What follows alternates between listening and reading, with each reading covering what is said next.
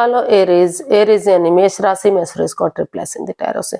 तो आज हम एरीज यानी मेष राशि के लिए जो अपने पार्टनर की वजह से नो कांटेक्ट में है, सेपरेशन या ब्रेकअप हुआ है, उनसे बातें नहीं हो पा रही हैं, दूरियां बनी हुई है, रीजन चाहे कोई भी रहा है लेकिन वो पास पास नहीं रहते हैं, तो ये रीडिंग उनके लिए है। सनसाइन मूनसाइन या नाम राशि जिसे चाहे देख सकते हैं। 12 से 19 फरवरी 2025 तक के लिए वीकली यानी साप्ताहिक रीडिंग वैलिड रहेगी। अगर सनसाइन मूनसाइन या नाम राशि जिसके साथ आपको लगता है कि आप ज्यादा अटैच होते हैं, ज्यादा आपके साथ ये जाता है, तो उसी से आप इसे देख सकते हैं। अगर आप पर्सनल रीडिंग चाहते हैं तो नीचे डिस्क्रिप्शन बॉक्स में डिटेल्स दी गई है, वहां जाकर चेक कीजिएगा। कोई भी कंफ्यूजन डाउट होने पर व्हाट्सएप मैसेज के जरिए आप इसे क्लियर कर सकते हैं। और इसमें सबसे पहले हम देखेंगे एरीज के जिनकी वजह से आप नो कांटेक्ट में हैं, सेपरेशन या ब्रेकअप में हैं, जो आपसे बातें नहीं कर रहे हैं, आपके जो एरीज राशि के जो लोग हैं जिनका अपने पार्टनर से बातें नहीं हो पा रही हैं, तो उनके पार्टनर उनके बारे में क्या फील कर रहे हैं, उनकी फीलिंग्स क्या है, वो आपसे चाहते क्या है, एक्शन क्या लेंगे और गाइडेंस क्या रहेगी। तो एरीज के पर्सन की current feelings right now. Queen of swords, 2 of swords and 2 of cups. तो एरीज जो आपके पर्सन है वो महसूस कर रहे हैं कि इस रिश्ते में वो क्रॉस मार्ग पर है, आधार में लटके हुए हैं, डिसाइड नहीं कर पा रहे हैं, फैसला नहीं ले पा रहे हैं कि करें तो क्या करें। वो दिल और दिमाग से ब्लॉक हो चुके हैं, उन्हें कोई बात समझ में नहीं आ रही है, लेकिन वो सोच रहे हैं कि अगर रुक कर ठहर कर सोच विचार करके अगर उन्हें किसी की भी मदद लेनी पड़े तो उनकी वो मदद लेंगे। मदद लेकर अगर निष्पक्ष भावना से, किसी में कोई भेदभाव ना करते हुए, क्लियरिटी, ऑनेस्टी और ईमानदारी के साथ जो दुख के बादल हैं वो खत्म हो सकते हैं। अगर वो क्लियर कट कम्युनिकेशन करेंगे, खुलकर बातें करेंगे, बातों को सीधा और सरल तरीके से आगे लाएंगे, तो जो भी कंफ्यूजन, जो भी डाउट है, वो परेशानियां वो खत्म हो सकती हैं।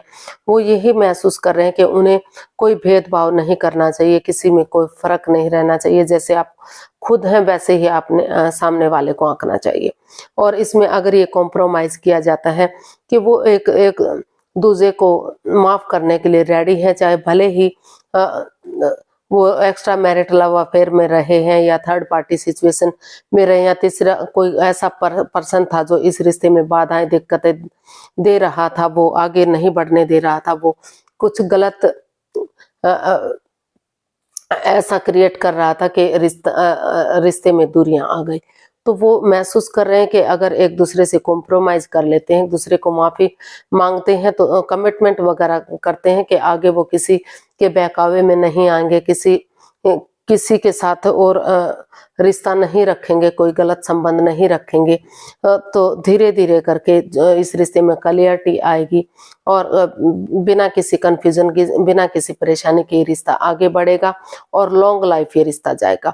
छोटे मोटे ऑब्स्टिकल, बाधाएं, दिक्कतें लाइफ में आती रहती हैं, वो एक जिंदगी का हिस्सा है, लेकिन वो साथ साथ वो परेशानियां वो खत्म होती रहेंगी और लॉन्ग लाइफ ये रिश्ता जा सकता है, ऐसा वो फील कर रहे हैं।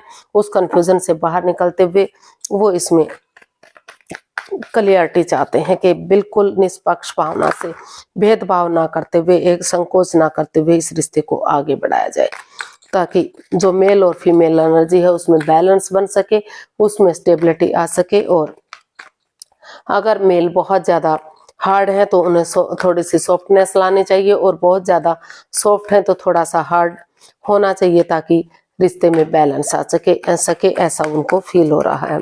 अब देखते हैं वो आपसे क्या चाहते हैं एरीज।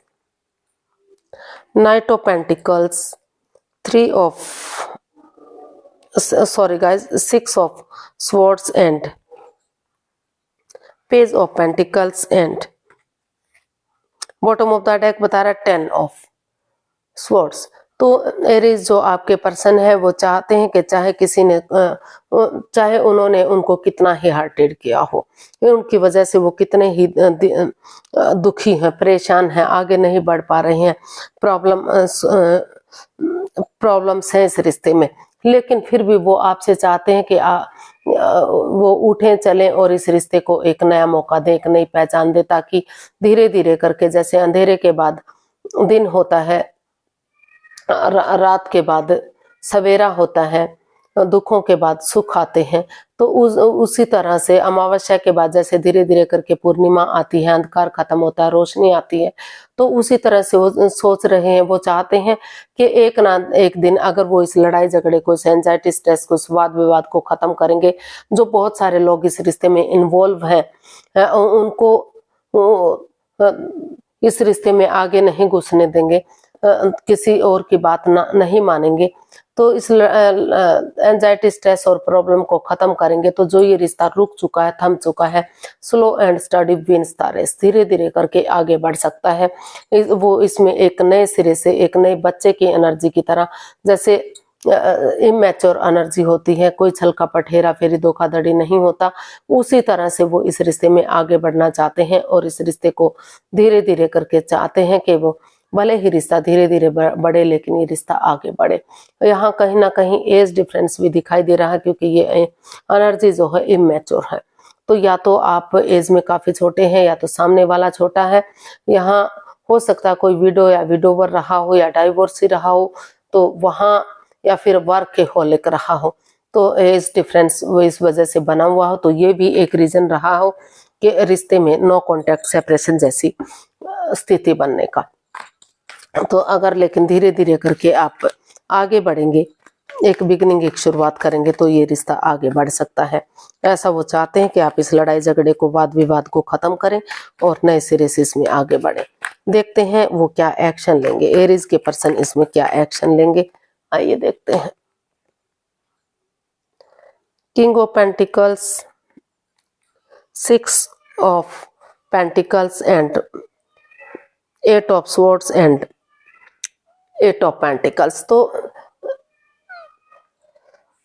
एरीज जो आपके पर्सन है, वो इस रिश्ते में यही एक्शन चाहते हैं कि जो इस रिश्ते में आंखों पर पट्टियां बंधी हुई हैं, जो जकड़न महसूस कर रहे हैं, स्वॉर्ड्स रूपी दीवार से गिर चुके हैं, वो चाहकर भी वो इस रिश्ते में जो आगे नहीं बढ़ पा रहे हैं, सिर्फ और सिर्फ सोच रहे हैं, आपस में बातें नहीं हो पा रही हैं, अगर हो भी रही तो इमोशनल लेवल पर अच्छे से नहीं हो रही हैं, तो वो यही चाहते हैं कि आंखों से पट्टियां खोलते हुए अगर वो इस स्वॉर्ड्स रूपी दीवार से बाहर निकलने की सोचते हैं, तो उन्हें धीरे धीरे करके आगे बढ़ना पड़ेगा, बातें करनी पड़ेंगी। जो बातें इमोशनल लेवल पर अच्छे से नहीं हो पा रही हैं, या अगर हो रही तो अच्छी नहीं हो रही हैं, तो अगर वो धीरे धीरे बातें करेंगे तो उनके अंदर स्टेबिलिटी आएगी। वो जो डर है, जो भय है, उस परेशानी से, उस प्रॉब्लम से बाहर निकलेंगे, अपने आप को स्टेबल कर सकेंगे, और वो जितना इसमें एनर्जी डालेंगे, एफर्ट लगाएंगे, मेहनत और कोशिश करेंगे, उतना ही ये रिश्ता रंग लाएगा, उतना ही रिश्ता ठीक होगा। और जो equal give and take of energy जो नहीं बन पा रही है, जो रिश्ते में जो बैलेंस सा खत्म हो गया है, जो बैलेंस्ड ये रिश्ता नहीं हो रहा, तो ये रिश्ता बैलेंस होगा, स्टेबिलिटी आएगी, खुशहाली आएगी, और इस डर से, इस परेशानी से, इस तकलीफ से वो बाहर निकलेंगे, और धीरे धीरे करके जो है ये रिश्ता स्टेबल होगा, लॉन्ग लाइफ ये रिश्ता चलेगा, कामयाब ये रिश्ता होगा। ऐसा वो इसमें एक्शन चाहते हैं कि इसमें एक वो धीरे धीरे करके आगे बढ़े, एक दोनों तरफ से एक बिगिनिंग, एक शुरुआत हो, और इसमें किसी में कोई भेदभाव ना करते हुए equal give and take of energy लाएं, बैलेंस लाएं, ताकि रिश्ता स्टेबल हो सके, कामयाब हो सके, और कोई भी परेशानी, तकलीफ इस रिश्ते में ना रहे, कभी भी दुख के बादल उनके रिश्ते में ना आए। तो देख लेते हैं वो क्या इसमें यूनिवर्स की तरफ से क्या मैसेज या गाइडेंस इसमें मिल रहा है। यूनिवर्स जी गाइड कीजिए प्लीज, एरीज पर्सन के लिए क्या मैसेज या गाइडेंस है। 6 of wands, wheel of fortune and 3 of pentacles. Universe ji आपको मैसेज देना चाहते हैं कि ऑनेस्टी, ईमानदारी और लॉयल्टी के साथ, बिना किसी छल कपट, हेरा फेरी के, चाहे वो गैम्बलिंग, स्मोकिंग, ड्रिंकिंग, नेगेटिव लोगों में बैठना, खुद नेगेटिव होना, नेगेटिव सोचना, एनवायरनमेंट को नेगेटिव बनाना, उन सब चीजों को, उन एडिक्शन, लस्ट को छोड़ देते हैं, और ऑनेस्टी, ईमानदारी और लॉयल्टी के साथ एक दूसरे से बातें करते हैं, तो जो रिश्ता बन चुका है, शादीशुदा लोग हैं, तो उनके रिश्तों में काफी प्यार और प्रेम बढ़ेगा, काफी सुधार होगा। विक्टोरियस सक्सेसफुल नेम और फेम के साथ ये रिश्ता आगे बढ़ेगा। समाज में मान सम्मान इज्जत होगा और फिर से एक दूसरे का साथ मिलेगा। ये रिश्ता एक फैमिली एक परिवार बनेगा। और जो लोग शादीशुदा नहीं हैं, अनमैरिड हैं, अभी रिश्ता बनने से पहले ही वो नो कॉन्टैक्ट जैसी सेपरेशन जैसी स्थिति में आ गई हैं, तो वहां फिर से शहनाइयां बज सकती हैं, यानी कि उनकी शादी विवाह हो सकता है, खुशियां वापस आ सकती हैं। और अगर शादीशुदा होते हुए भी आप शहनाइयां बजाना चाहते हैं तो वो भी हो सकता है। तो विक्टोरियस सक्सेसफुल नेम और फेम के साथ ये रिश्ता आगे बढ़ेगा। समाज में मान सम्मान इज्जत होगा, लेकिन वही है कि ऑनेस्टी, ईमानदारी और लॉयल्टी के साथ आगे बढ़ना है। कोई भी छल कपट इसमें नहीं रखना है। उन चीजों को छोड़ देना है जो इस रिश्ते में आगे बढ़ने से आपको रोक रही है। तो फिर से इसमें जो है टीम एनर्जी, टीम एफर्ट लगाने की जरूरत है। किसी की अगर चाहें तो किसी का सलाह मशूरा कर सकते हैं इसमें, और ये रिश्ता एक फैमिली एक परिवार बनेगा। काफी खुशियां इस रिश्ते से वापस आ सकती हैं।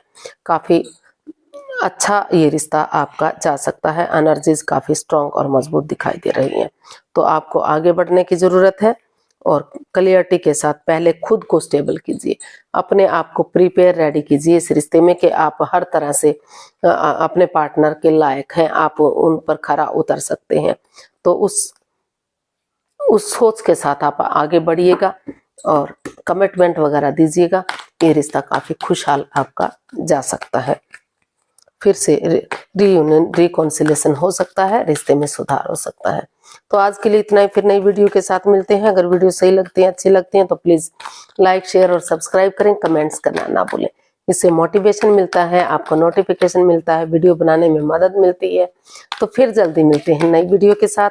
हैप्पी रहें, खुश रहें। नमस्ते, thank you so much. Oh sorry guys.